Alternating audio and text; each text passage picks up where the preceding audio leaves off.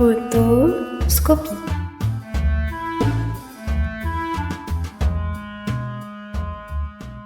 Aujourd'hui, vous allez découvrir une célèbre photographie en compagnie de Amira, Taha, Inès, Malak. Ils sont les yeux, vous êtes les oreilles. Devant cette œuvre, nous commençons par une courte description. C'est une photographie en couleur.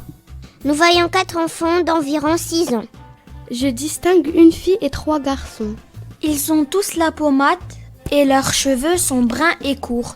Mais il y en a un qui porte un bonnet. Et d'ailleurs, il y en a 2 qui portent des blousons. Donc il fait très frais. Mais la jeune fille a les bras dénudés. Elle a des vêtements d'été. Le garçon au premier plan a des sandales dépareillées. Visiblement, ils n'ont pas assez d'argent pour avoir des vêtements de qualité. Seulement le garçon au bonnet sourit, les autres ont l'air très tristes. Je pense qu'ils sourient parce que c'est le seul à avoir remarqué le photographe.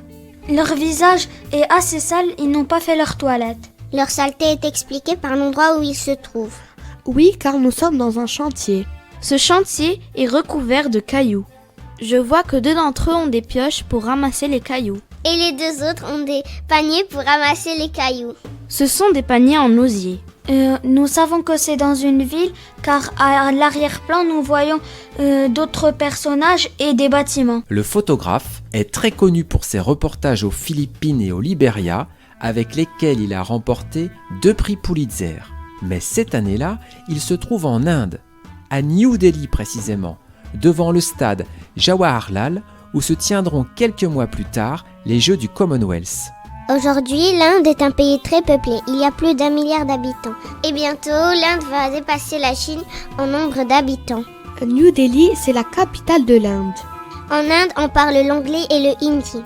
On y parle anglais parce que ça a été colonisé par les Britanniques. Je pense que les Jeux du Commonwealth ont été inventés par les Britanniques pendant la colonisation. Je pense que l'Inde est un pays ni riche ni pauvre. Mais là, en regardant la photographie, je pense que c'est un quartier pauvre. Mais pourquoi ces enfants se retrouvent-ils sur un chantier de construction ? Je pense qu'ils ont profité des outils pour jouer. Ou bien ils récupèrent des cailloux pour faire des ricochets dans le Gange. Ou plutôt les parents envoient leurs enfants pour travailler pour avoir un peu plus d'argent. C'est peut-être ce qu'on appelle l'esclavage moderne. Cette photographie de Daniel Béréoulac sur le travail des enfants date du 30 janvier 2010. Vous êtes désormais invité à regarder l'œuvre intitulée Les ramasseurs de gravier.